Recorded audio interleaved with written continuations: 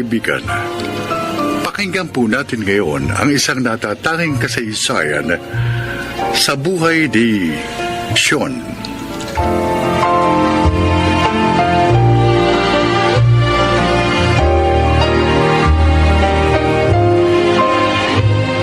Ako'y simpleng babae. Ang gusto ko lamang sa buhay ay maging masaya at maranasan na mahalin ng totoo. At salamat sa Panginoon dahil dumating sa buhay ko si Berting. Isang biyudo, pero mapagmahal na lalaki. At hindi ko inakala na siya ang magpapabago ng lahat ng ito. Narito ang aking kwento.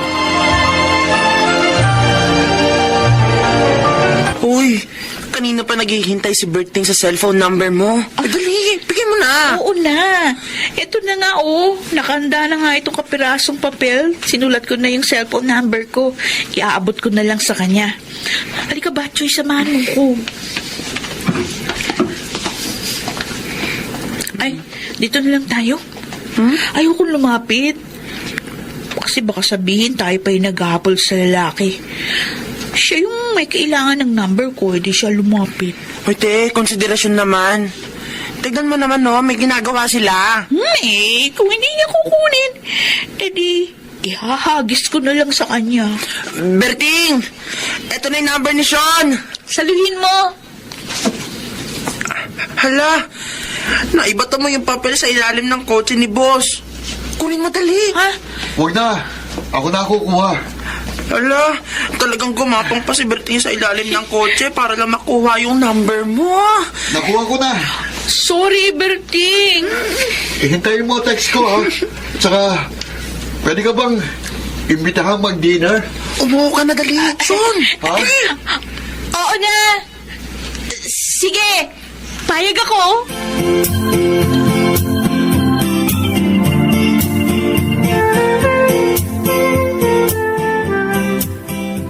Oh, mga anak, nandito na ako. Pa, may bisita po pala kayo. Hindi niyo po agad sinabi para naman nakapaglinis po kami ni Joy ng bahay. Nakakaya po tuloy sa bisita ninyo. Ayos lang, mga bata. Huwag kayong mag-alala. Pa, pasok na po kayo ng bisita niyo. Sean, pasensya ka na kung maliit lang ang bahay namin. Pero, kahit na ganito lang ang tahanan namin, feel at home lang, ha? Ito naman, Bertie. Okay lang Siya nga yun. pala, mga bata, sa sesyon, yung sinasabi ko sa inyo, na love ko. Sean, ito ang mga anak ko. Si Makoy, yung panganay. Tapos ito si Joy. Kayo po pala yung laging kinukwento sa amin ni Papa. Ay, nagkukwento ba siya? Opo, palagi pong masaya si Papa kapag ikinukwento niya kayo sa amin. Love na love po kayo ni Papa. Totoo yun, Bertie? Oo, totoo. Love na love kita. Siya nga pala, Sean, dito ko na kumain ng dinner, ha? Magluluto ako ng sinigang. Wow, sarap. Huwag kang mag-alala. Sarap akong magluto. Kapag nahatikman mo ang sinigang ko, Talaga? makakalimutan mo pangalan mo. Baka nga, mapasagot na kagad kita, eh.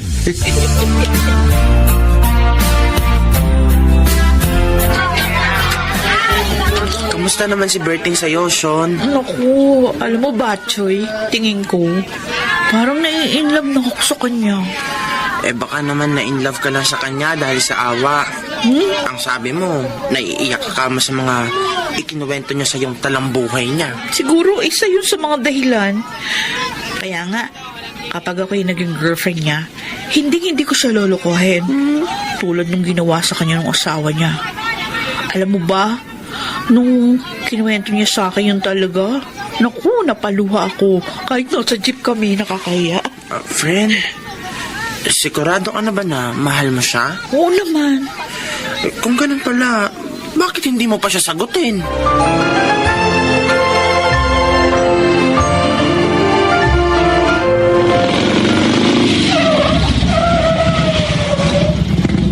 Bertie, salamat ha. Hinatid mo pa ako dito sa bahay namin. Pasensya na ako na abala kita. Wala yun, Sean. Alam mo namang special ka sa akin, eh. Sean, Nung nalaman mo yung tungkol sa buhay ko, na-turn off ka ba sa akin? Bakit naman ako mata-turn off? Kasi mahirap lang kami. At nakita mo naman yung katayuan namin, di ba? Wala naman ako nakikitang dahilan para ma-turn off ako sa'yo. Isinama kita hindi para magpaawa sa'yo, kundi para mapatunayan sa'yo na malinis at tapat ang hangarin ko. Gusto ko rin na malaman mo agad na hiwalay na ako sa asawa at tanging ikaw lang ang iniuwi ko at iniangkas ko sa motor ko. Alam na mga kapitbahay ko yan, kahit magtanong ka pa sa kanila. Sean, mahal kita.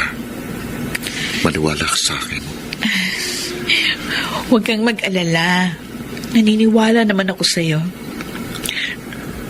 Tinatanggap na kita bilang boyfriend ko.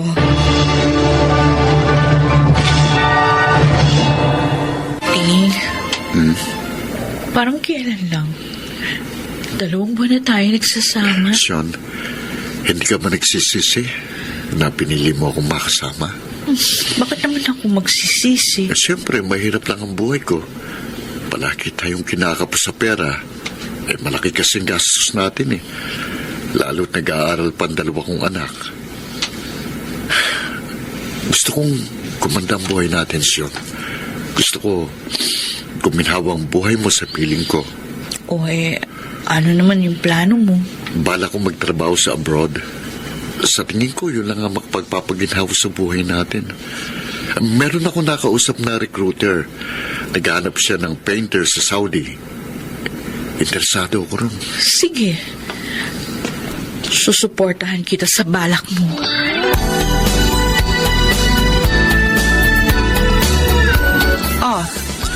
Kumusta naman yung kalibin mo, Hasyon? Mabuti naman po si Berting doon, Ate Mona. Maganda naman yung trabaho niya doon sa pinagtatrabahuhan niyang car company sa Saudi bilang painter.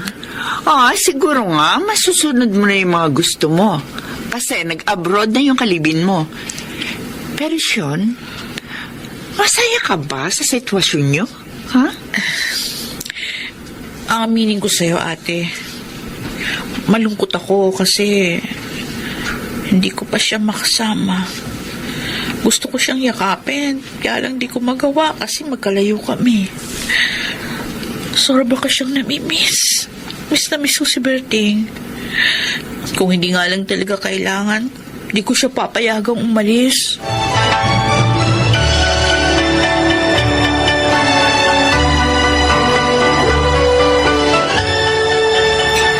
Ito na naman po ang ulam, Tita Sean. Makoy, pasensya na kayo. Joy, kung yan lang yung ulam natin. Kasi kinapos tayo eh. Palagi na lang po tayong kinakapos. Di ba nag-abroad na po si Papa? Bakit hindi pa po tayo nakakaahon? Saan po ba napupunta ang mga pera ni Papa? Ikaw muna, hinaan mo yung boses mo, ano? Baka naman iniisip mo, sa akin napupunta yung perang pinaghihirapan ng Papa mo. Nagkakamali ka. Lahat ng pera na binibigay sa akin ng Papa mo napupunta lahat sa inyo at sa mga bayarin natin. Huwag niyo akong paghanapan. Hindi ko naman ginagastos sa pansarili ko kapakanan yung pera ng Papa niyo. Tita, ilang buwan na po tayong ganito. Kung hindi pa rin pala tayo makakaahon, di sana hindi na lang po nag-abroad si Papa. Sinisikap ko na budgetin yung sahod ng Papa niyo. Ginagawa ko ang lahat para maging mabuting may bahay sa kanya. Tita Sean, Kuya Makoy, wag na po kayong mag-away. Pasensya na, Joy. Hindi kami nag-aaway ng kuya mo. Tara, kumain na ulit tayo.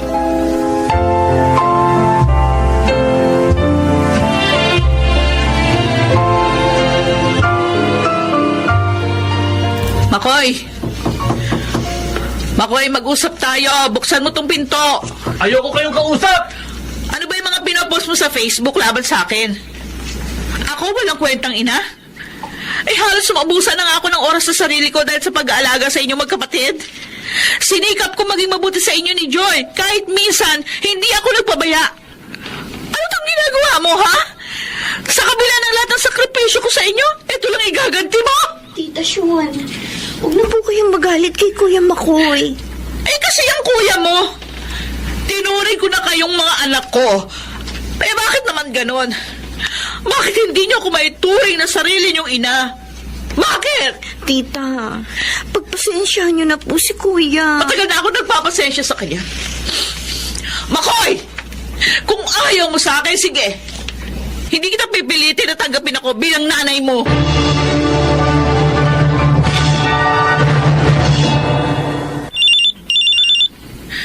Hello? Sean, kumusta ka na? Berting, bakit ngayon ka lang tumawag? Sorry kung hindi ako nakakatawag sa'yo. Mahal mo pa ba ako? Oo, mahal na mahal kita. Bakit natiis mo na 2 linggo wala kang call o message man lang? Nabalitaan ko lang kasi yung pag-aaway niyo ni Makoy. Nasaktan ako kasi doon sa ginawa mo sa anak ko kaya hindi ako nagme-message sa'yo. Pero sa totoo lang, miss na kita kung alam mo lang. Bakit ako? Hindi ba ako nasasaktan doon sa mga pinagsasabi ng anak mo laban sa akin? Iba ba yung sinabi niya sa'yo sa pinakikita niya sa akin? Tapos ikaw, sana naman pumagitna ka kasi wala naman akong kasalanan sa'yo.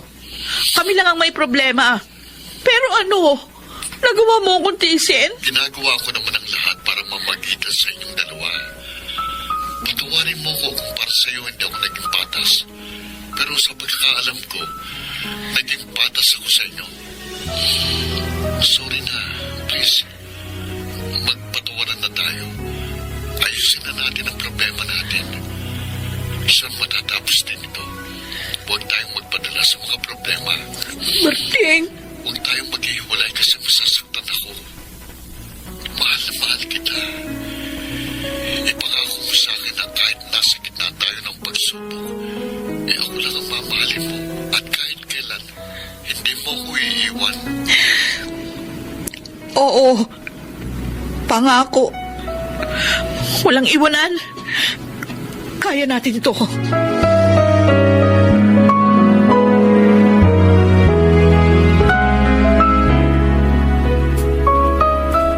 Tita Sean, Oy, Joy. Oh, may pagkain na doon sa mesa. Mag-agahan ka na. O nga pala, kumusta ang kuya Makoy mo? si Kuya Makoy po, ayun po, inaapoy ng lagnat. Ha? Hindi po makabangon sa kama niya. Ano? Oh, halika. Puntahan natin ang kapatid mo.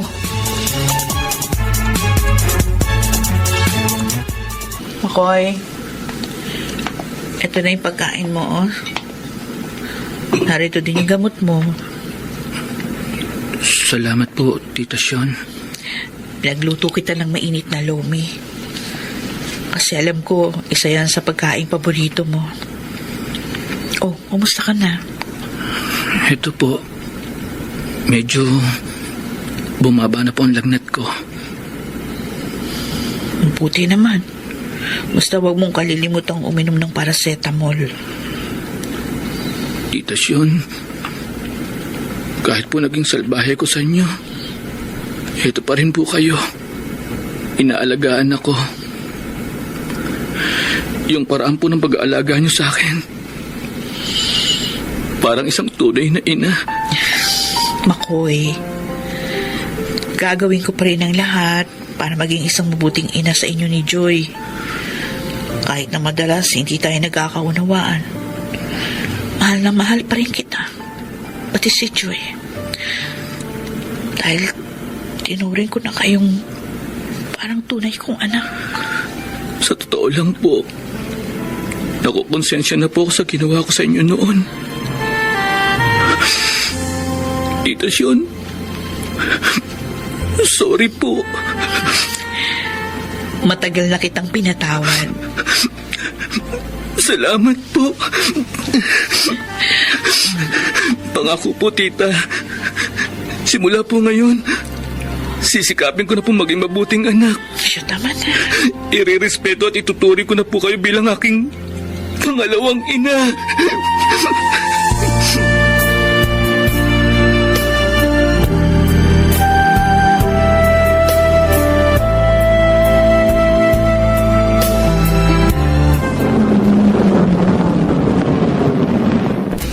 Tita Sean! Kuya Makoy! Andiyan na po yung taxi ni Papa! Sean! Mga anak! Ay, salamat! At nayakap ko na ulit kayo, Makoy, Joy. Ay, Berting! Sa wakas, nakauwi ka na ng John. ligtas. Namiss kita ng sobra. Pa, Din. kami na po kukuha ni Joy ng mga gamit niyo sa taxi. O sige, mga anak, sige. Halika na, Joy. Oh, Sean, kumusta naman kayo ng mga anak ko habang wala ako? Ayos naman kami. May mga pagsubok na dumaan pero nalampasan din namin. Close ko na nga mga anak mo eh. Nanay ng turing nila sa akin. Salamat, Sean. At inalagaan mong mabuting mga anak ko. Siya nga pala, may ibibigay ako sa'yo. Kagat kukunin ko lang sa bulsa ko. Oh, eto. Ay, ano yan? Ay, sing-sing? Tatanggapin mo ba ako bilang legal na mister mo? Oo naman. Tinatanggap ko na maging asawa ka. Matagal kong pinangarap na maikasal tayo. Pasensya ka na kung tumagal ng ilang taon ang wedding proposal ko sa'yo. Pero Sean, pangako, magiging mabuti kong asawa sa'yo. Oh, Hindi kita sasaktan o sisirain ang iyong tiwala. talaga. Mamahalin kita hanggat nabubuhay ako.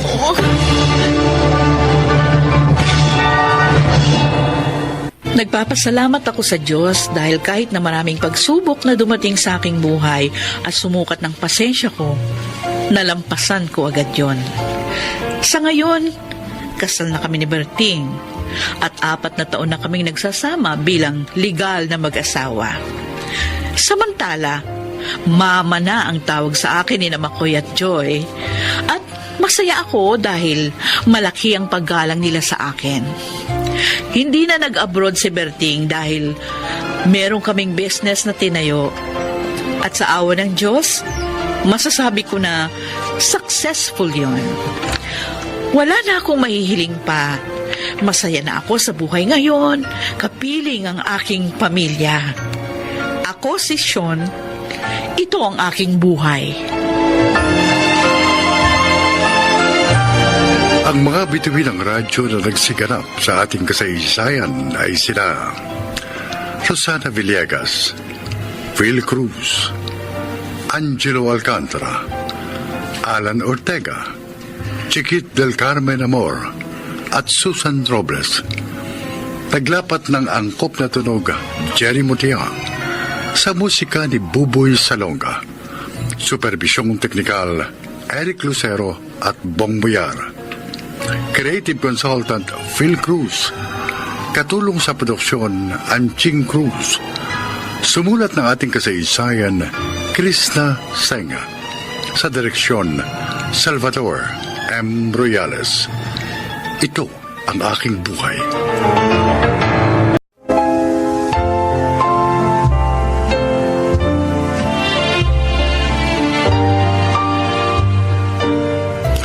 Mga kaibigan, pakinggan po natin ngayon ang isa pang natatanging kasaysayan na ilalahad sa atin ni Tobal.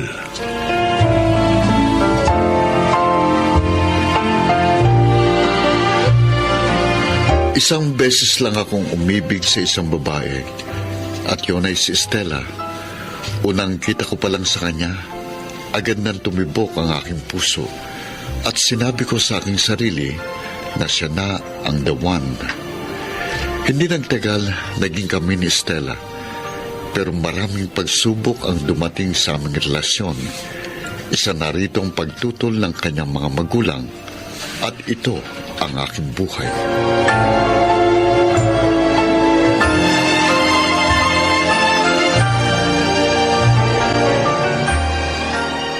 Tobal, Estela, akala ko hindi ka na darating.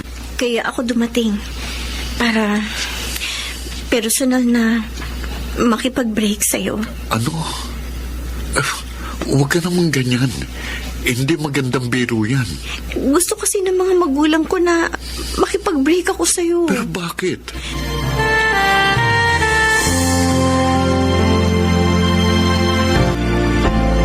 Estela, Tobal, anong ginagawa mo dito sa Mandawi? gusto lang kitang kumustahin. Pero huwag kang mag-alala. Hindi kita guguluhin sa pag-aaral mo. Na Namimiss kita. Ako rin. Kaya nga, pumunta ako dito sa Mandawi para magpaalam sa'yo. Ha? Bakit? Saan ka pupunta? Sa Maynila, doon na ako mag-aaral at maghahanap buhay. Ganun ba? Ibig sabihin, mas lalayo pa pala ang distansya nating dalawa? Pero bago sana ako umalis, may gusto kong itanong sa'yo. Ano yun? Tinatanggap mo ba ako bilang asawa mo? Oo naman. Pero, teka, pakakasalan mo ba ako? Oo. Gusto ko sana bago tayo magkalayo, magpakasal muna tayo sa West. Sige na, Stella. Para kahit nang magkalayo tayo, wala nang makapaghiwalay sa atin. Sige. Sige. Pumapayag ako makasal sa'yo. Salamat. Salamat. Basta pangako ko sa'yo. Babalikan din kagad kita oras na makatapos na ako ng aking pag-aaral. At ipinangangako ko, magiging mabuting asawa din ako sa'yo.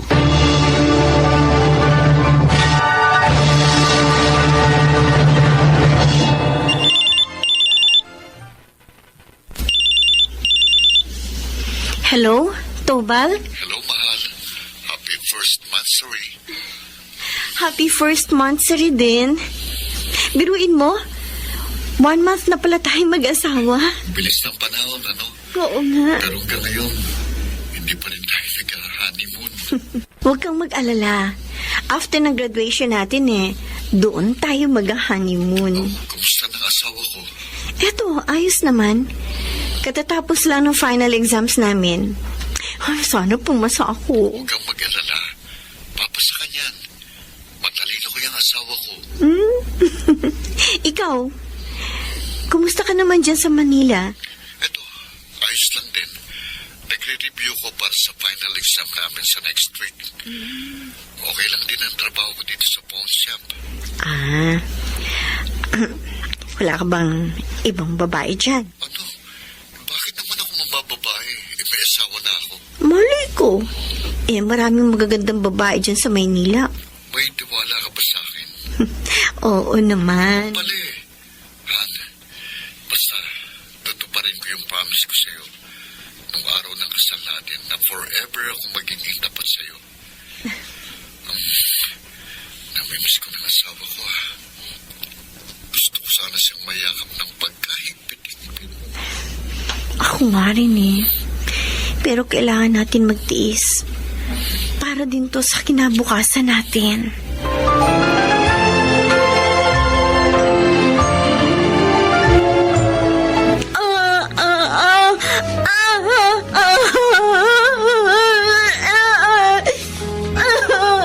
Ay, Ate Stella, huwag mo piliti magsalita kung hindi mo kaya. Nakausap na ni na mama at papa yung mga doktor. Sabi nila, naapektuhan daw yung speech ability mo. Hindi ko na raw makakapagsalita. Huwag ka na umiyak. Nasasaktan kami, ate.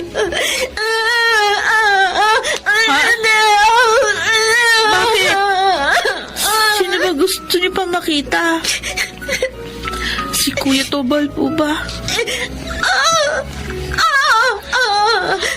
Ako ganun, tama ako. Sige, susubukin ko siyang tawagan para ipaalam sa kanya yung nangyari sa'yo.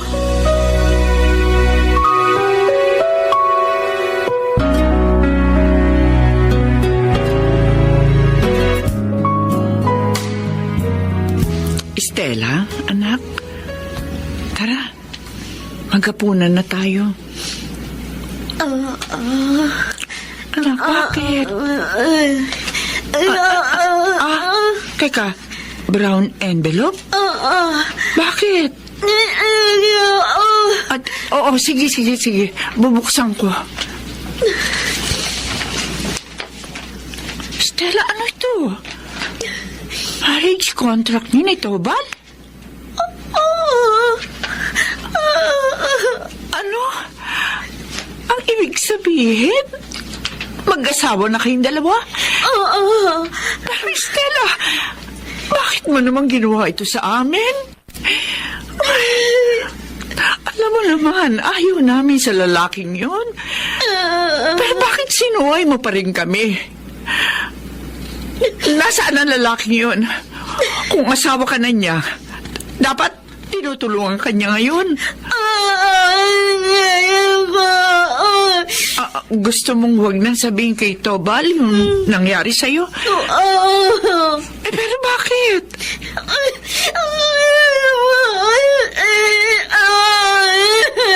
Ayaw mong sabihin sa kanya ang totoo. Kasi natatakot ka na baka iwanan ka niya dahil sa nangyari sa'yo.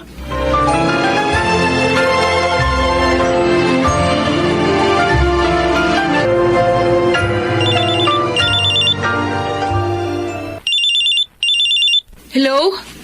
Kuya Tobal? Hello? Si Wendy to. Wendy, bakit nasa si Stella? Tawag ako ng tawag pero nire-reject lang niya ako. Ano ba nangyayari dyan? Bakit ayaw niya akong kausapin? May problema si Ate Stella. Ano po kasi, na-aksidente siya. Ano? Kumusta na siya? Ayos na po. Pero kuya, kasi dahil dun sa nangyaring aksidente sa kanya, Oh, hindi maigalaw ni ate yung kalahati niyang katawan. Tapos, hindi na siya nakakapagsalita. Wendy, alam niyo ba na kasal kami ni Stella? Oo. Ano kuya? Paninindigan mo ba yung asawa mo?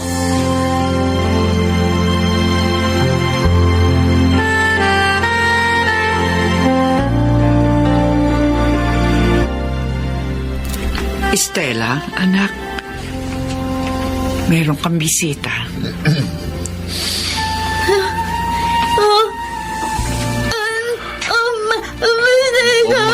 Mahal. Huwag ka nang umiyak.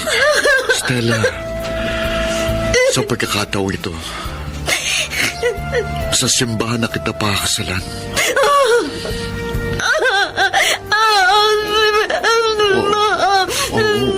Walang nagbago sa pagmamahal ko sa'yo. Tanggap kita kahit ano pang itsura mo. Kahit ano pang kapansanan mo ngayon. Nandito ko para tulungan ka. Para alagaan ka. Para paglingkuran ka.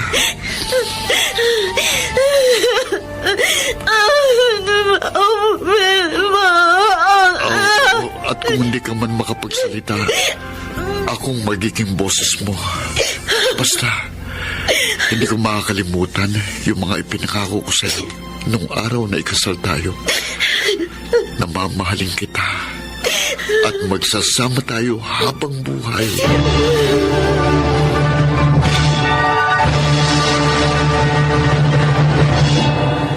Ang pag-ibig ay parang ginto. Kapag totoo, hindi kumukupas. Ganon ang pagmamahal ko sa aking asawang si Stella.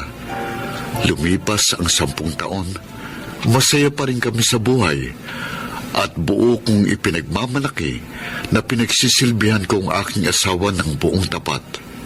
Samantala, pagtitinda ng barbecue sa tapat ng aming bahay ang pinagkukunan namin ng kabuhayan sa ngayon. At salamat sa Diyos, nakakaraos kami sa araw-araw.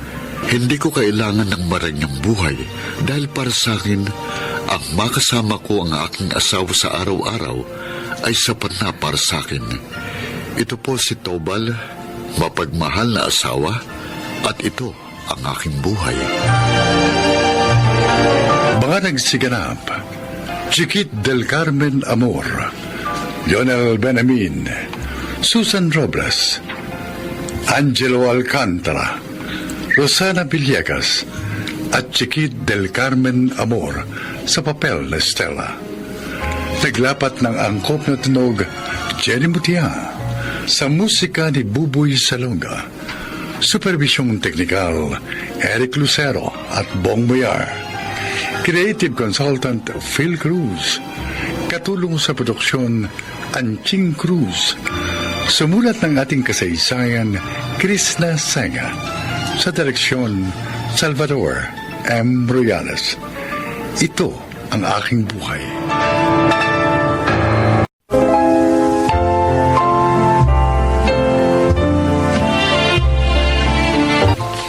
kaibigan, pakinggan po natin ngayon ang isa pang natatanging kasaysayan na ilalahad sa atin ni Jack.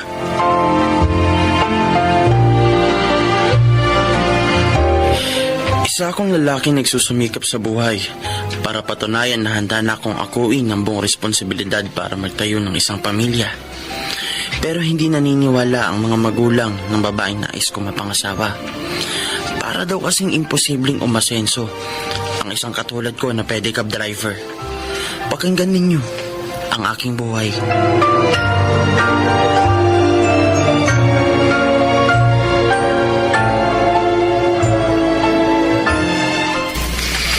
Jack, wala ko hindi ka na darating eh. Pasensya ka na kung nahuli ako May hinatid pa kasi akong pasahero kanina dun sa Marulas. Ikaw, tumakas ka ba sa mama mo? Hindi. Nagpaalam ako sa kanya na aalis ako. Pero ang sabi ko, pupunta ako kina Doray sa Tenejeros. Saan ba tayo pupunta, Jack? At pinagsuot mo pa ako ng puting outfit. Kala tuloy ng mga nakakasalubong ko, nurse ako eh. Pupunta tayo sa munisipyo. Sa munisipyo? Bakit naman tayo pupunta dun? Magpapakasal na tayong dalawa. Ano? Ay, seryoso ka, Jack? Paano yung mga magulang ko? Secret marriage ang gagawin natin. Hindi malalaman ng mga magulang mo na kasal na tayo. Pero sakaling malaman man nila ang totoo, hindi na nila tayo mapaghihiwalay. Walang sino man ang makakahadlang sa ating pagmamahalan. Ano? Sige, Jack. Pumapayag na ako.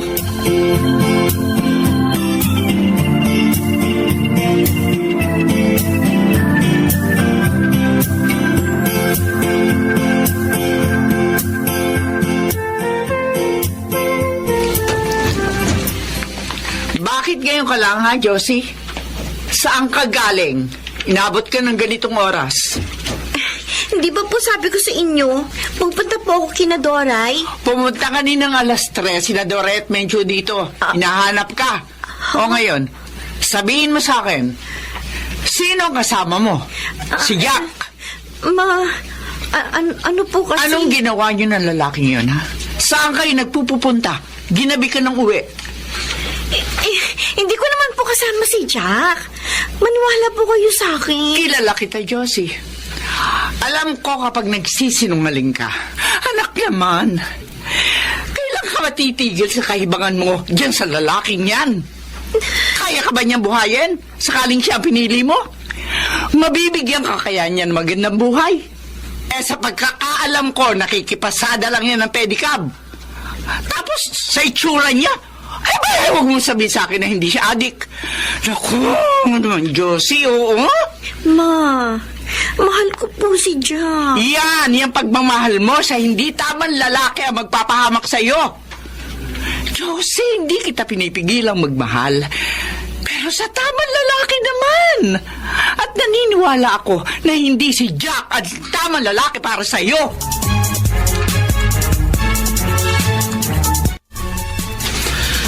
Kumusta na ang asawa ko? Eto, ayos naman. Ikaw? Eto, namimiss ka. Kaya ako pumunta dito kahit 10 oras ng gabi. 3 gabi na pala tayong kasal, no? Dapat, nag-honeymoon na tayo ngayon. Kaso... Huwag kang mag-alala, Jack. Mag-honeymoon din tayo sa tamang panahon. Paano kaya kung ipagtapatan natin sa mga magulang mo na kasal na tayo? Ikaw, handa ka na bang harapin ang mga magulang ko? Lalo na si Mama? Sige, Josie. Haharapin ko na sila. Kailangang malaman nilang kasal na tayo. Papatunayan ko sa kanila na kaya kitang panindigan.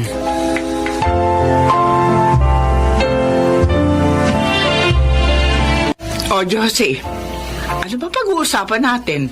Dinala mo pa yung asungot na yun sa pamamahay ko. Ma, kasi may aaminin po kami ni Jack sa inyo. Aling Marta, Kami po ni Josie... Magkarelasyon. Oo, alam ko na yon. Kaya nga, Jack, hiwalayan mo ng anak ko. Hindi po pwede. Kasi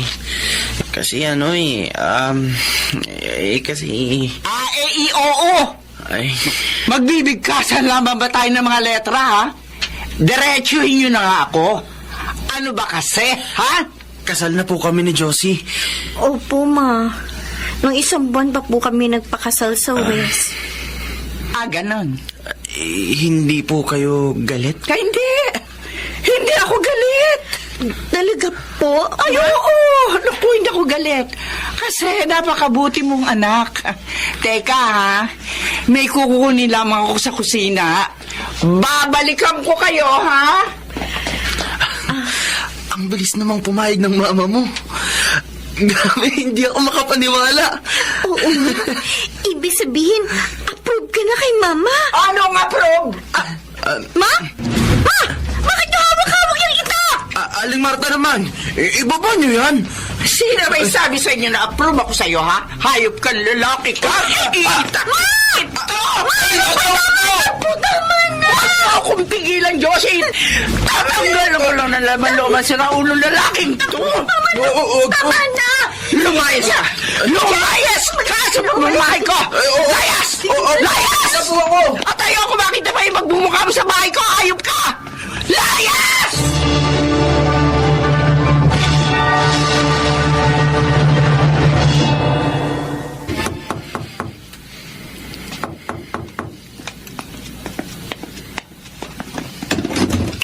O, Jack, uwi ka pa. Kala ko hindi ka na babalik eh. Ay, kayo naman, ma. Sino may sabi sa'yo na tawagin mo akong mama? Oh, yung kinita mo. Nasaan? Akin na. Ito po. Aba, malaki ito. Huh, magaling. Tsaka, meron po pala akong pasalubong sa inyo ni Josie. Ito po. Sapin-sapin? Alam mo, paborito ko, ha? Na ikwento po kasi sa ni Josie na mahilig po kayo sa mga kakanin. Sige, halika. Pumasok ko na doon sa loob. Nakahanda na rin yung pagkain mo doon sa mesa.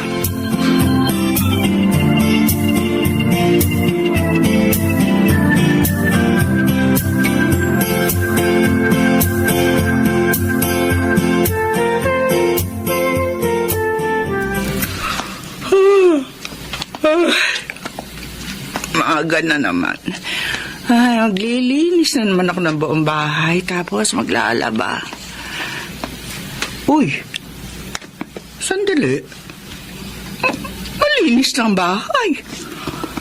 Nakahain na rin yung agahan.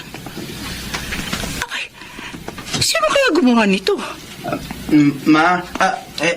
Aling Marta, kumain na po kayo. Aba, sino naghanda nitong agahan? Ako po. Talaga? Opo, maaga po kasi ang pasok ni Josie ngayon sa factory. Kaya wala na po siyang oras para magluto ng agahan. At ikaw rin ang naglinis nitong bahay? Opo.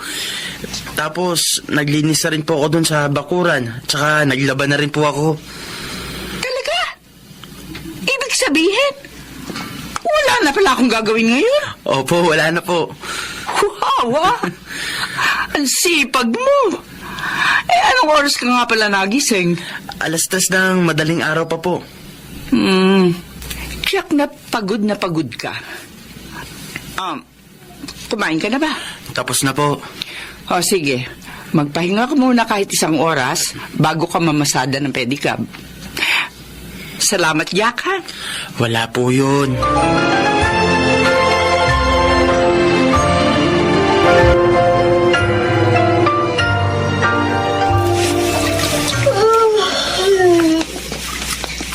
Wow, sipag naman ng asawa ko. Baka naman mapagod ka ng sobra niyan. Ako? Mapapagod? Huwag kang mag-alala sa akin. Kayang-kaya to ng katawan ko. Alam mo, Jack, natutuwa sa'yo si Mama. Masipag ka raw kasi at saka magalang. Kahit na sinisimangutan ka niya. Gusto ko kasing mabago ang impresyon niya sa akin. At saka mapatunayan na rin na karapat dapat ako maging asawa mo.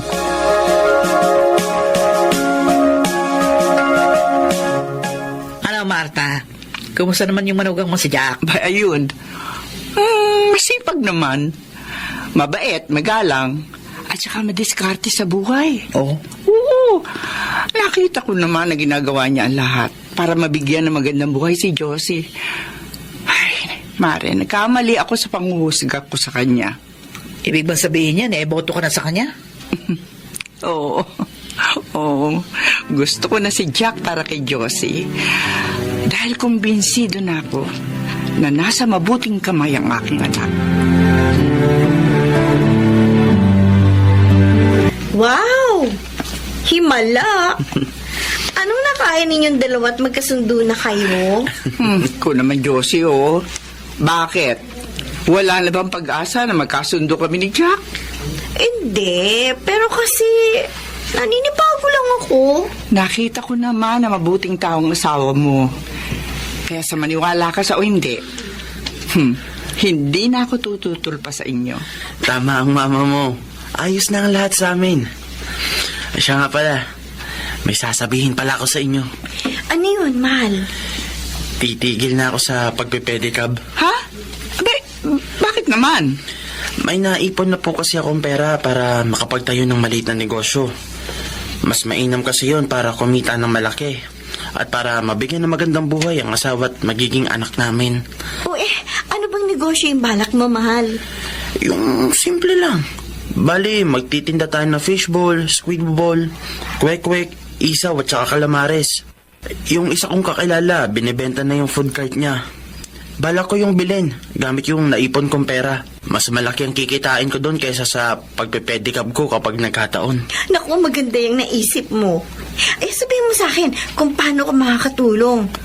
Magtutulungan tayong dalawa na itaguyod yung naisip mong negosyo. Basta ako, buo ang suporta ko sa inyong dalawa. At handa rin akong tumulong sa inyo. Maraming salamat po, Ma. Sana magtagumpay yung binabala kong negosyo. Magtatagumpay kayong dalawa. Basta maging positibo lang kayo sa buhay nyo.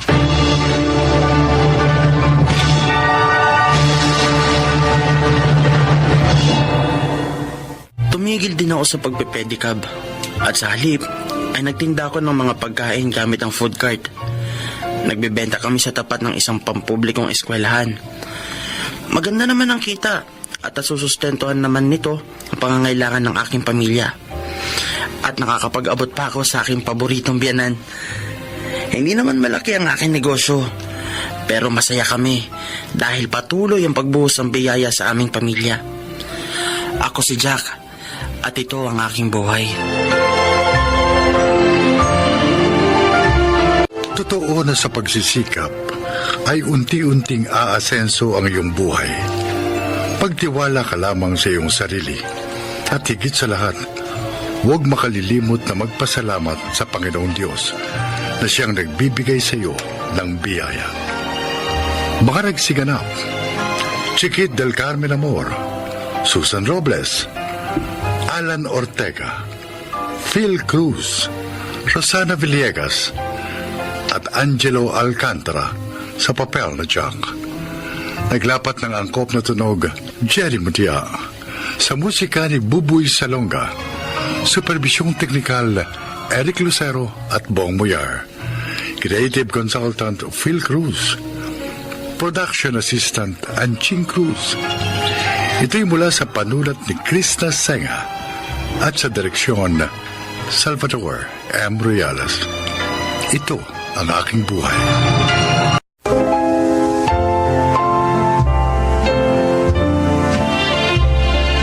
Mga kaibigan, sa araw na ito, inyong maririnig ang kwento ng isang may bahay na nanindigan sa kanyang mga saloobin, hindi lang para sa kanyang sarili, kundi maging pati sa kanyang mga anak. Siya ay si Laura. Magkasintahan pa lang kami ni Luis na magpunta siya sa Sharjah at magtrabaho doon bilang isang fire engineer sa mga itinatayong malalaking building sa nasabing emirate. At dahil naging maganda ang takbo ng profesyon niya ron, naging magaan din ang buhay namin na lumagay na kami sa tahimik. Sa paglipas pa ng maraming taon at sa pamamagitan ng magkatuwang naming pagsisikap sa buhay, ako bilang isang elementary teacher sa isang public school, napagtapos namin sa kolehiyo ang aming 2 anak. Pero ang inaakala kong pagkakaroon ng kapayapaan ng isip dahil naidaos na namin ang para sa kinabukasan ng mga bata, doon ako nagkamali. Aba, Ate Maring, Kuya Nardo, nalabas kayo. Ay, tara, pasok kayo sa loob. Sige, Ay, maupo kayo, nako. maupo. Ang mahalaga talaga yung sadya ko sa'yo, kaya naluwas ako. Ako rin naman, Luis. Pero pwede ba pakainin mo muna kami? Gutom na kasi kami ni Ate Maring. May pamasahe nga lang kasi papunta rito ang dala namin . Kaya kahit isang hopya at sa malamig, hindi kami nakapagmerienda sa labas. Oo. Nakakahiyamang sabihin. Okay lang, okay lang. Sandali, magpapahanda ako ng pagkain kay Laura, ha? Uy, salamat. Tama-tama nga ang dating nyo dahil nagluto siya ng minudo ngayon. Uy. Linggo kasi. Masarap Walang yun. pasok sa trabaho mga bata. Oo. Kaya yun ang nirequest nilang ulam sa tanghalian. Daddy, apurahin nyo ng mag-asawa yung paghahain. Gutom na talaga kami.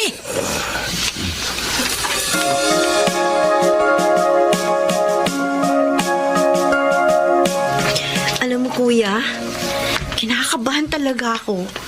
Kapag pumupunta dito yung mga kapatid ni Daddy. Bakit naman? Allergic ka na ba talaga sa mga partido ni Daddy? Kasi nga, mukhang may hihingi na naman kani-kanyang pabor. Tuwing pumupunta ang mga yan dito, talaga namang may mga pakay. Ang hindi ko pa gusto sa kanila, pangit magsipagsalita. Wala sa hulog ang mga sinasabi. Malamang ganun sila makipag-usap sa mga kasama nila sa bahay. Ewan ko ba dyan kay Daddy? Parang giliw na giliw pa siyang kausap yung mga kapatid niya. Malambot kasi si Daddy pagdating sa mga partido niya . Hawak siya sa leeg ng mga kapatid niya.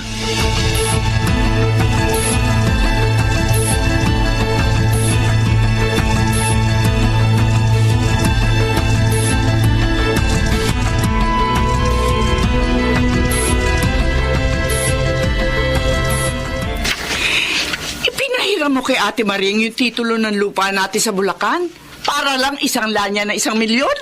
Oo, kaya nga kailangan kong umuwi rin bukas para makausap yung pagsasanlaan. Hindi naman nila basta maisasanla yun dahil ako ang nakapangalan sa titulo. Ano ka ba naman, Luis? Hindi ka na ba talaga nag-iisip? At saka bakit hindi mo man lang sinabi sa akin? Alam ko namang hindi ka papayag . Kaya hindi ko na sinabi sa'yo. Natural pundar natin yun . Hindi para sa kanila, kundi para sa mga anak natin o sa pagtanda natin. Gipit lang daw talaga sila ngayon. Matutubos din daw ni Leon. 1 taon ang hihilingin nilang palugit sa taong pagsasanlaan. Kamukat-mukat mo niyan. Tayo pa rin ang guguluhin ng mga iyan kapag mararabatan ang titulo ng lupa sa pinagsanlaan. Si Kuya Nardo nga pala, humihingi ng tulong para sa bunso niya. Gusto raw mag-college. Kaya umaamot sa bahagi ng sinesweldo ni na Noel at Millie. Ano? Pati mga anak mo, isinubo mo sa kompromiso sa mga kapatid mo? Pang-aabuso na talaga yung ginagawa ng mga kapatid mo, Luis. Hindi naman siguro ganun, Laura. Gipit lang talaga sila. At Gipit? wala namang matatakbuhan kundi tayo. Pang-aabuso yun, Luis! Pang-aabuso! Pang-aabuso yun! Laura, magbalik ka rito. Huwag mong pagsalitaan ng ganyan ng mga kapatid ko. Laura!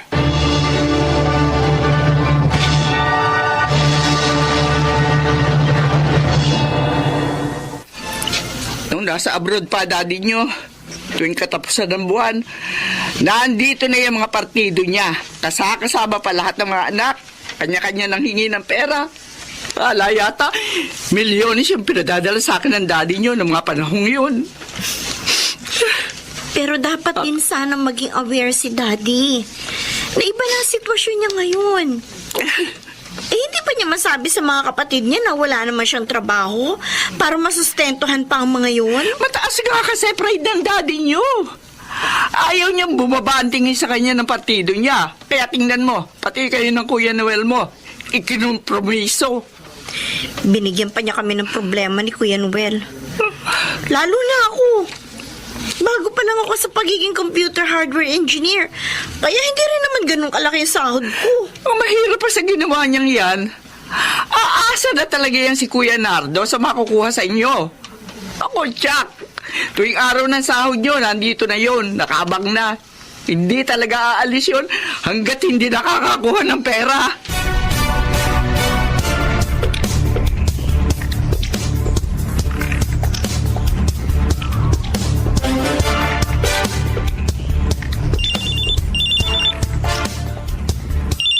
Sino kaya itong tumatawag? Kasagsagan pa naman ang auditing job ko ngayon. Number lang kasing lumalabas sa screen ng cellphone ko. Hindi naman pwedeng hindi ko sagutin. Dahil baka nga tungkol sa trabaho at importante. Hello? Hello. Sino po sila? Yun. Ang titulado mo ito. Tito Nardo. Kayo po pala. Oo, kinuha ko nga kasi yung cellphone number mo sa dati mo. Para sa ino nga ako dumirekta. Yung nga kasing ipinangako niyang monthly allowance ng anak kong bunso na nasa college. Sa'yo ko lang araw kukulin. Ganun po ba? Oo. Pero hindi pa po ako sumasahod dito. Aba, pangutang mo na lang kami. Tapos ipamani transfer mo agad, ha? Kailangan anak ko ng pera ngayon eh. Ganun ho ba? Oo.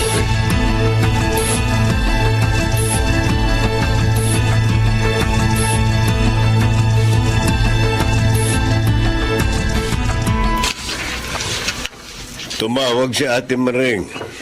Pinauuwi ako doon uli. Magpapadagdag daw kasi sila ng kalahating milyon sa pinagsanlaan ng titulo ng lupa natin. Dapat nga pinaghahandaan nila yung pantubos doon sa titulo. Dahil ilang buwan na lang ang takdang araw ng pagtubos sa pinag-usapan ng pinagsanlaan. Tapos ngayon, magpapadagdag na naman sila ng 500,000 piso. Nalugi nga raw sila sa mga pananim nila. Kaya kailangan uli nila ng bagong puhunan. Ay nako, ewan ko sa'yo, Luis. Kung hanggang saan mo gusto magpakabayani sa mga kapatid mo, hala, sumigi ka. Pero ako, ayoko na. Kami ng mga anak mo, ipuwera mo na kami sa kahinaan mong tanggihan ang mga pang-aabuso sa'yo ng mga kapatid mo. Alam mo ba masisira ang relasyon namin magkakapatid dahil lang sa sinasabi mong yan? Kung kailangan masaktan ka para lang maunawaan yung mga sinasabi ko, sige lang. At kung kailangan magalit yung mga kapatid mo para lang maunawaan ako, paninindigan kong lahat ang mga sinabi ko.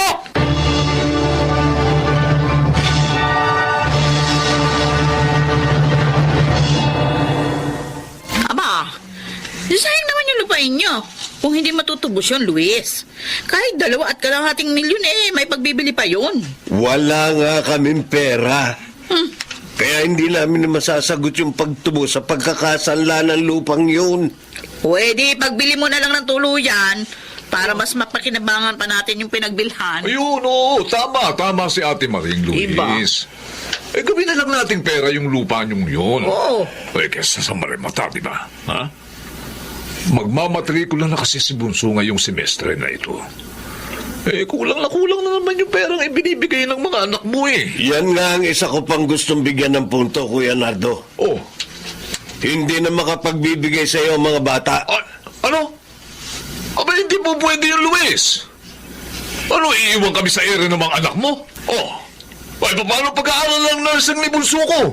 Kailangan din paghandaan ng mga anak ko ang kanilang kinabukasan. Aba, Mga bata pa sila at ito ang tamang panahon ng pagpupundar para sa kanilang hinaharap. Luis. Kung kaya hindi ko sila dapat hadlangan sa kanilang magagandang layunin.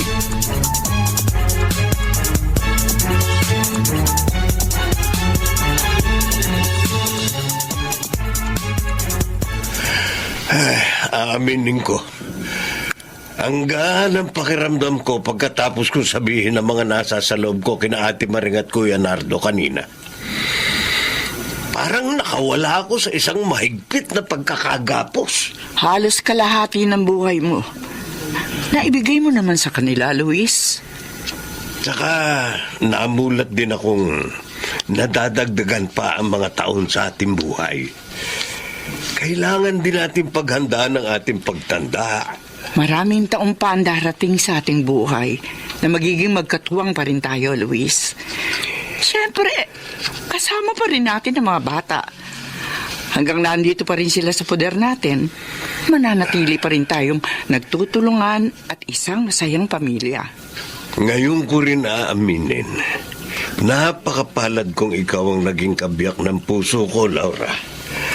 At pinasasalamatan kita dahil pinagkalooban mo ko ng mababait na anak na katulad ni Noel at Millie.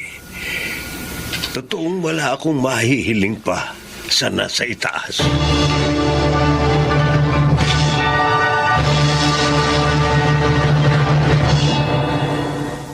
Siguro nga, may mga bagay na kailangan natin pakawalan para mas makahakbang pa tayo sa susunod na mga layunin natin sa ating buhay at mas magkaroon ng kapanatagan. Sa huli, natanggap na rin ni Luis na ipagbili na lamang ang lupain namin sa Bulacan. Itinabi namin sa bangko ang sumobrang pera mula sa pinagbentahan nito. Bilang bahagi na rin ng paghahanda namin para sa aming retirement plan. Oo, kami na ang nagdesisyon sa huling perang pinakinabangan pa namin sa pag-aari namin lupa at hindi ang kanyang mga kapatid. Sa kasalukuyan, ini-enjoy pa rin namin ang presensya ng aming mga anak habang hindi pa nila naiisipang bumuo ng sarili nilang pamilya. Ako si Laura. Ito ang aking buhay. Sa landas ng buhay, walang pinakamahalaga kundi ang pagpaplano para sa kinabukasan. At sa bawat pagpatak at pagtakbo ng oras, ang pamilya ang makakasama at masasandalan natin sa pagpapala pa rin ng buong may kapal. Mga nagsiganap, Chiquit del Carmen Amor, Rosana Villegas, Jonel Benjamin, Phil Cruz, June Martin Legaspi, at Susan Robles sa papel na Laura. Naglapat ng angkop na tunog Jerry Mutia sa musika ni Buboy Salonga. Supervisyong teknikal Eric Lucero at Bong Villar.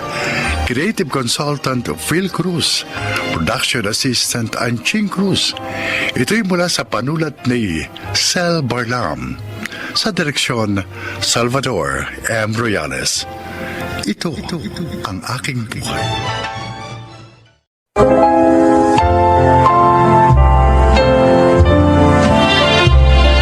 Magandang araw po mga kaibigan. Isa na namang kasaysayan na kapupulutan nyo ng aral sa buhay ang inyong maririnig. Ito ay ang kwento ni Brian.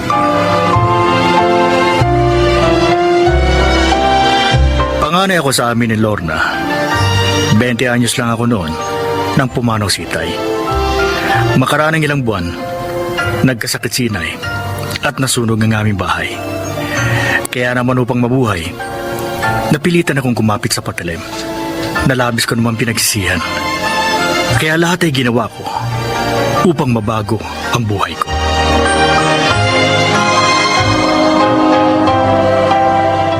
Ay, sa wakas, makakapagpahinga na rin ako.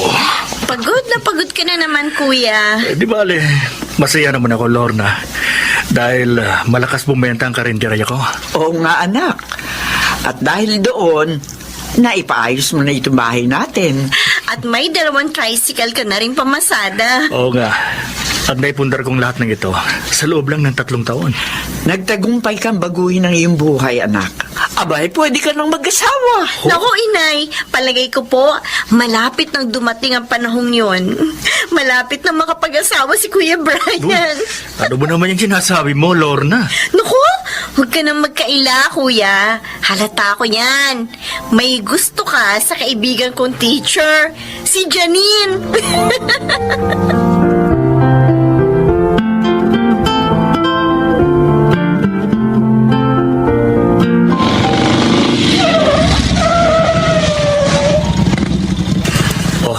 Nandito na tayo sa inyo, Janine. Oo nga. Ay, salamat. Hindi ako gaanong napagod dahil nakuha kong service sa pamimili ko tong tricycle mo. Basta kailangan mo, sabihin mo lang. Oy, siya nga pala. Sino nag-aasikaso sa karinderya mo pag wala ka? Kaya na ng 4 na kasama ko yun. Sabagay, 5 nga pala kayo doon. Malakas kasi. Kaya kailangan ko talaga ng katulong. Magbubukas nga rin ako ng pangalawa kong karinderya. Oh, talaga? Oo. Wow, ang galing mo naman. Palibasa, masarap ka kasi magluto Pinagbubuti ko lang ang negosyo ko. Ito lang kasi ang alam kong trabaho. Dahil wala naman ako natapos na kurso. Kahit naman hindi ka nakatapos ng pag-aaral, naiayos mo ang buhay nyo.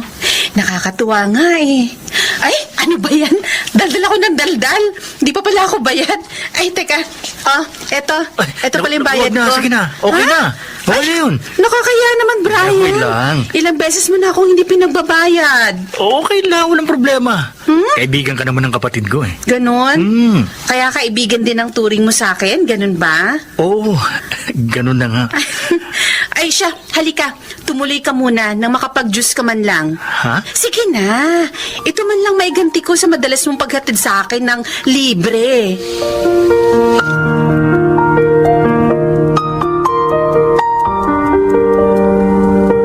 Ano, tapos ka na mag-check ng mga test papers ng mga estudyante mo, Ma'am Lorna? Oo, Ma'am Janine. Kaya nga nagpunta na ako dito sa inyo para makipagkwentuhan sa'yo. Bored ka ba sa inyo? Paano ako lang kasi mag-isa dun ngayon? Nasa sina Brian at Aling Elisa. Ay, hayon, tinulungan ni Inay si Kuya. Ngayon ang opening ng pangalawa niyang karinderya Oh, ang sipag talaga ng kuya mo Maswerte ang mamahalin niya. Totoo. Kaya maswerte ka. Ano? Ikaw talaga? Kung magsalita ka, hindi naman liligaw sa akin si Brian. Pero mahal ka ni Kuya. Nahihiya lang siya magtapat sa'yo. Nahihiya? Bakit naman? Baka raw kasi hindi mo siya tanggapin kapag nalaman mo ang lahat. Ang alin yun, Lorna? Ang madilim na nakaraan ng kuya ko.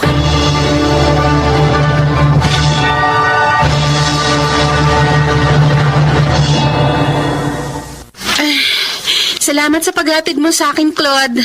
Okay lang yun, Janine. Ikaw lang Kung sinasagot mo na ba ako di lagi ka nang may service. Magandang kotse pa. Hindi pangit na tricycle. Parang may gusto kang tukuyin. Madalas ka kasing magpahatid kay Brian. Naliligaw ba sa'yo mo kong ngayon? Hindi. Kaibigan ko lang ang kapatid niya, kaya kaibigan ko na rin siya. Mabuti naman. Nagsaselos ka ba? Janine, hindi siya bagay sa'yo. Isa kang high school teacher at may kaya sa buhay. Samantalang siya, may negosyo nga. Patakbuhin karinderya lang naman. Sobra ka namang manlait. Malinis na hanap buhay yun. Akong bagay sa'yo. Dahil pareho tayong titulado at may kaya sa buhay. At saka marami ka pang hindi alam kay Brian. Na kapag nalaman mo, ikahiya mo siya. At least siya, naiayos niyang buhay niya. At hindi niya tinatapakan ng iba para lang maiangat ng sarili niya. Janine. Pasensya ka na, Claude. Biglang sumama ang pakiramdam ko Pwede ba? Umalis ka na.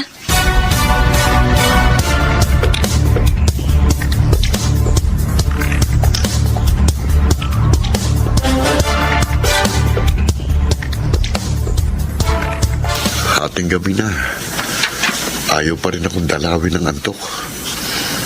Naiinis pa rin ako sa parang pagtatanggol ni Janine kay Brian. Para bang si Brian pang mas mabuti sa tingin niya kaysa sa akin? Ang mabahong putik na lalaking yun. Tatalunin ba yata ako kay Janine? Hindi maaari yun. Hindi ako papayag.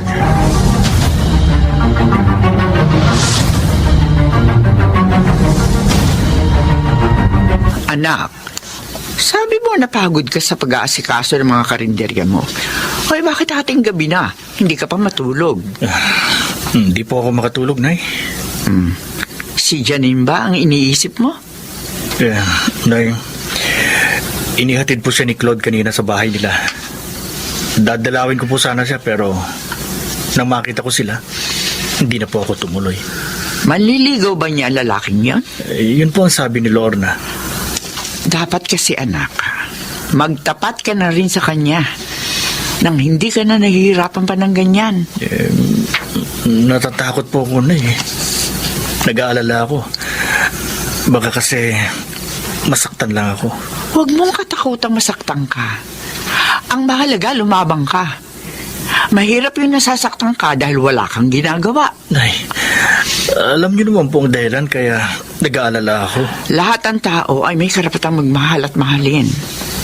Kaya huwag kang magpatalo sa takot.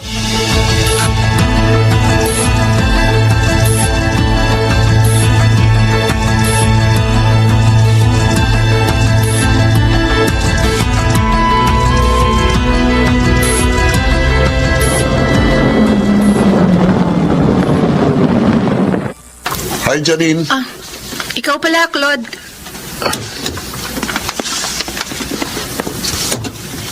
Nahirapan kang sumakay? Okay lang, may darating ding tricycle. Halika, ihatid na kita. Wag na. Salamat na lang. Sinong gusto mong maghatid sa'yo? Ang putik na si Brian? Wala siyang ginagawang masama sa'yo. Kaya huwag mo siya kamakin. Talagang pinagtatanggol mo siya? Bakit? Gusto mo siya? Umalis ka na nga dito. Iwan mo ako. Akala mo ba papayag ako na matalo ng lalaking yun? Nagkakamali ka. Halika, halika. Aray ko. Bitiwan mong braso ko. Oo, kapag nakasakay ka na sa kotse ko. Hindi ako sasama sa'yo. Ayoko. Bitiwan mo sabi ako eh. Hoy! Huwag mong pakialaman ang girlfriend ko, ha? Huwag ka maniwala sa kanya, Brian. Hindi ko siya nobyo. Hindi ka niya nobyo, Claude. At ayaw niya sumama sa'yo. Igalang mo naman sana ng babae. Huwag ka nga magpaka-gentleman. Hindi bagay sa'yo. Dahil isa kang putik, dating bilanggo. Huwag mo siyang pagsalitaan ng ganyan, Claude. Nagsasabi lang ako ng totoo. Dating bilanggo ang taong yan. Nakulong. Dahil sa pagpe-perform ng malaswa sa isang gay bar. At nagbebenta rin siya ng laman sa mga bakla niyang parokyano. Oh, Claude. alam ko yun. Dahil kapitbahay nilang pinsan ko sa dati nilang tinirhan. Isa siyang lalaking hostess. Kaya huwag mo nang aksayain pang panahon mo sa lalaking yan, Janine. Halika, halika na. Hindi. Halika. Ayoko sumama sa'yo, Brad. Halika. Sabing bitiw. Tulungan mo. Halika. Walang iya ka. Brian. Sinuntok mo ako, ha? Teka, ito naman ang ganti ko sa'yo.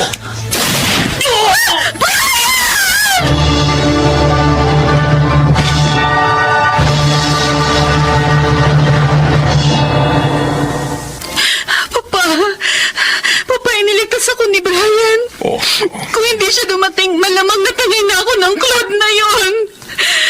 wawa naman siya. Ay, kumusta na siya ngayon, anak? Ay, ginagamot pa po siya ng mga doktor. Pero nasa ospital na po sina Aling Elisa at Lorna. Papa, ayoko mawala si Brian. Ayoko. Sa nakikita ko sa'yo, mukhang talagang mahal mo siya. Opo, Papa. Pero hindi pa siya nanliligaw, hindi ba? Mahal po niya ako. Alam ko yun. Nahihiya lang siyang magtapat dahil sa nakaraan niya. Eh, kung ano man ang naging pagkakamali niya noon, naniniwala ako na napatawad na siya ng Diyos. Katunayan, maayos ang kanyang buhay. Salamat, Papa.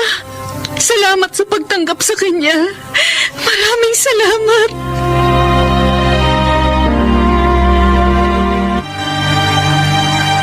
Janine, salamat. Dinalaw mo ko.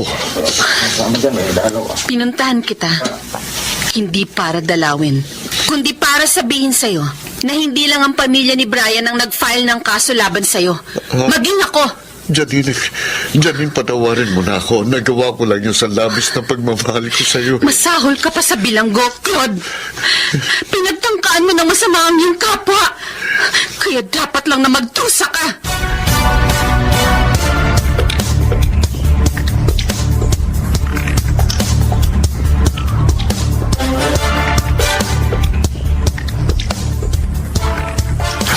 Anak, masakit pa ba ang sugat mo? Hindi na po gaano, Nay. Masaya kami at ligtas ka na, Kuya. Si Claude, pilit niyang isinasama si Janine Nakakulong na ang walang hiyang lalaking yon. At si Janine naman, natuwa rin nang sabihin namin nagkamalay ka na. Pupunta raw sila dito ni Mang Nestor mamaya. Alam mo, kuya, tingin ko, lalo ka napalapit kay Janine dahil sa pagliligtas mo sa kanya. Kaya, kuya, magtapat ka na sa kanya.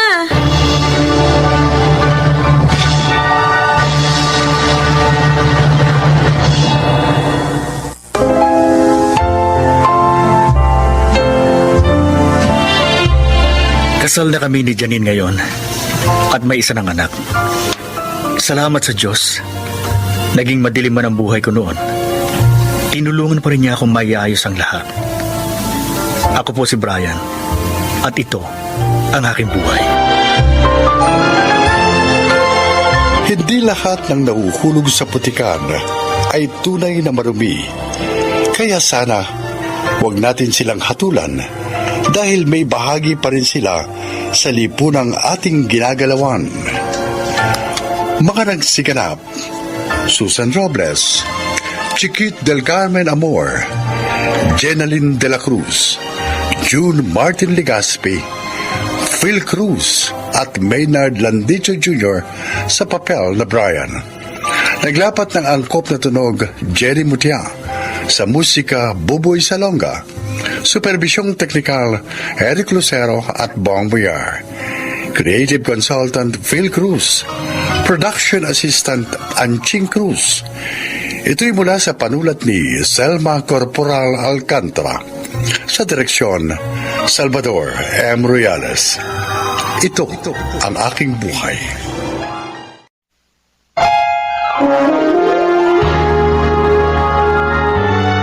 Kauna-unahan sa Pilipinas. Manila Broadcasting Company. DZRH, member, kapisanan ng mga broadcaster ng Pilipinas.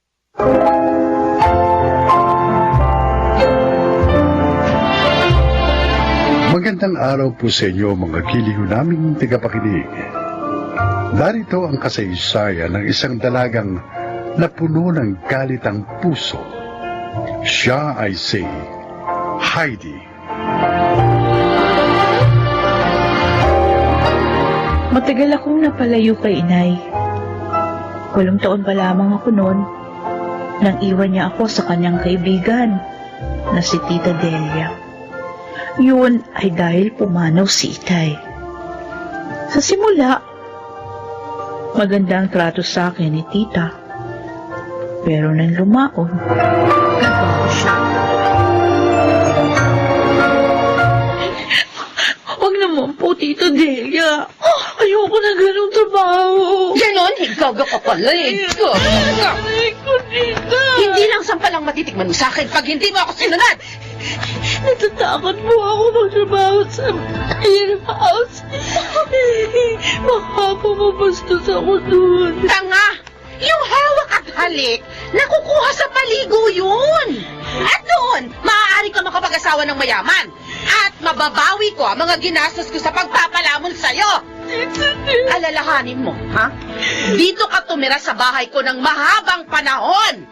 Matagal na rin hindi nagpapadala ng perang panggastos mo ang nanay mo. Pinabayaan ka na niya. Kaya dapat lang na ngayong malaki ka na. Mabawi ko naman ang kwarta ko. Ipasok niyo na lang po akong katulong. Huwag lang po doon. Baka niyo na awa. Tigas ka talaga. Ayaw mo? Ha? Ayaw mo? Ha? Maldita ka? Ano? Ano, ha? Susundin mo ako? O sasabunutan kita hanggang makalbo ka?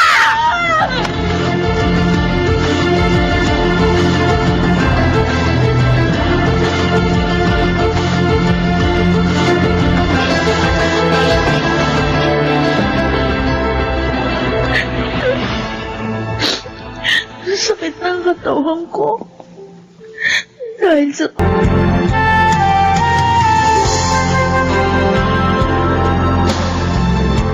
Alam mo, Iha, hindi kami nangangailangan ng katulong ngayon. Sir, para niyo na pong awa. Kahit po pansamantala lang. Bago lang po kasi ako dito sa Maynila. Wala po talaga akong matutuluyan. Oh. Nagsasabi ka ba ng totoo? Opo, sir. Di ba ako nagsisinungaling? Bakit ka napadpad dito sa Maynila? Mapanganib dito. Lalo na sa isang teenager na katulad mo.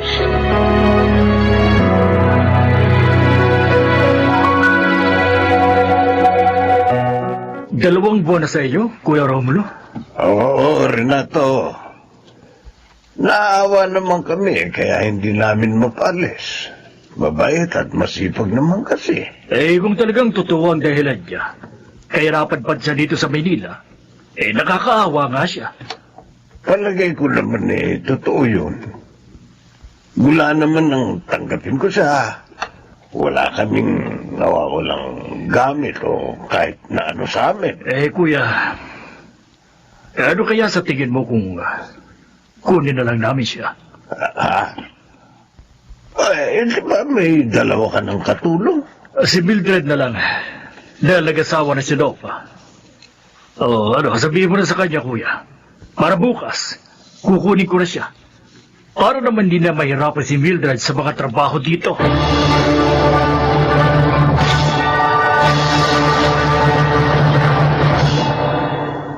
Siya ang bagong makakasama mo dito sa bahay, Mildred. Si Heidi. Heidi, ang katulong namin, si Mildred. Kumusta ka, Heidi? Ang babaeng ito. Heidi, kinukumusta ka ni Mildred? Mabuti naman po. Ay, Sir Renato, baka po kasi nahihiya siya. Pero hindi po bale. Ako na po ang bahala sa kanya.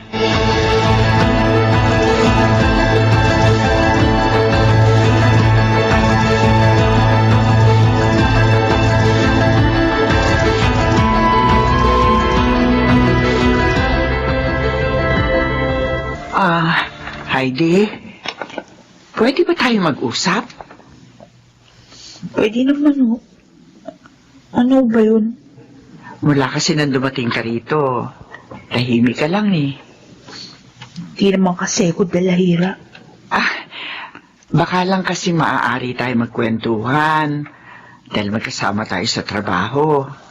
Ayokong i-chismis yung buhay ko. Hindi naman ako chismosa. Pero kung wala ka sa mood makipag-usap, sige lang.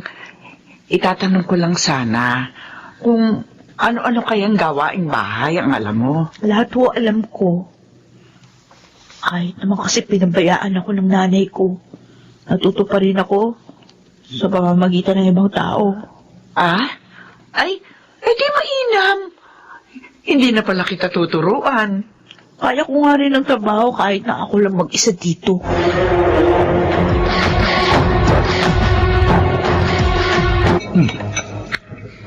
Masarap talagang magluto yan si Heidi. Parang mas mahusay pa siya magluto kaysa kay Mildred. You're right, Dad. Kaya lang tingin ko, hindi siya mabait. Well, bakit mo naman nasabi yan, Walter? Ilang beses ko na kasing nahuli na sinusungitan niya si Mildred. Pero wala namang babagit sa akin si Mildred na ganung mga pangyayari. Para namang hindi niyo kilala si Mildred. Mabait siya, mahaba ang pasensya. Sige. Oobserbahan ko yan si Heidi. Hindi tama na inaabuso niya si Mildred.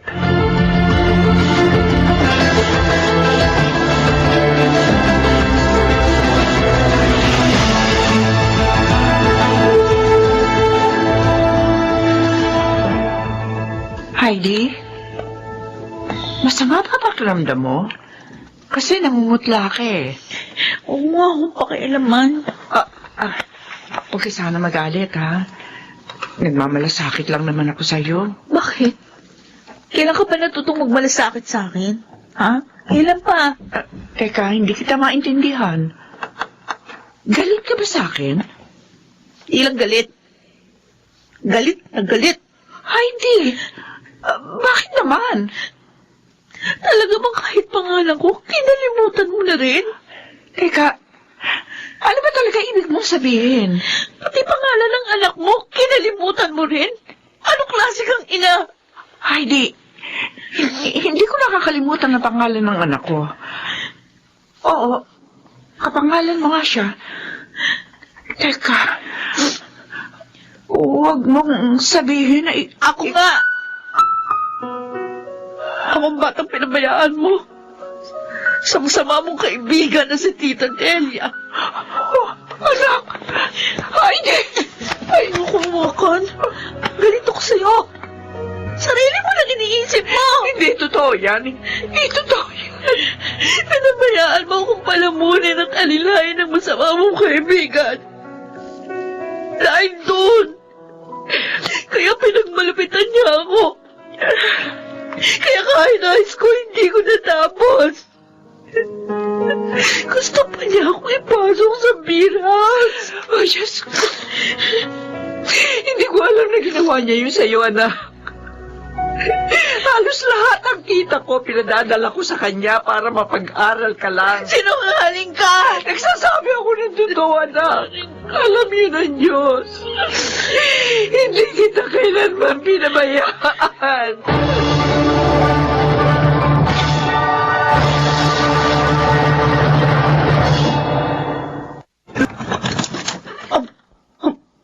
Mildred? Ay, ikaw nga. Ba't naman mo yung sinabing uuwi ka dito sa probinsya?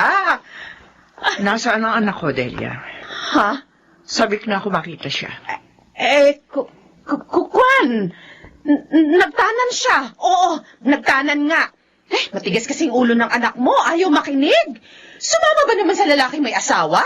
Ayun, ikaw na tuloy alam kung nasa na siya ngayon. Sinungaling ko! Ba't mo ako sinampal? Totoong sinabi ko, malandi ang anak mo! Tumigil ka! Aray ko! Hoy, sumusobra ka na, ha? Ito bang igaganti mo sa akin pagkatapos... Alam ko na lahat, maldita ka! Ang lahat ang pagmamalupit mo sa aking anak! At ang hindi mo pagpapaaral sa kanya! Anong... Sinong nagsabi sa'yo ng kasinungalingan yan? Ako, Tita Delia. Heidi? Nagkita na kayo? Siguro nga. Talagang niloob ng Diyos na magkita kami. Para matapos ng kasamaan mo. Walang niya ka! Napakasama mo, Delia! Hindi ka pala dapat magkatiwalaan! Wala kang kwentang kaibigan! Patawarin niyo ako. Patawad.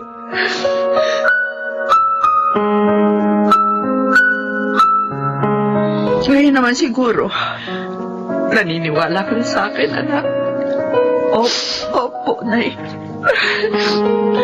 Patawad po sa masasakit na sinabi ko sa inyo. Heidi, anak ko. Patawarin mo rin ako. Dahil ipinagkatiwala kita sa isang maling tao. Ay, Nay. Anak. Ang tagal kong pinanabikan na muli kayong mayakap at makasama. Ako man, anak. Ako man. Mula ngayon, hindi na tayo maghihiwalay. Anak ko. Hindi na.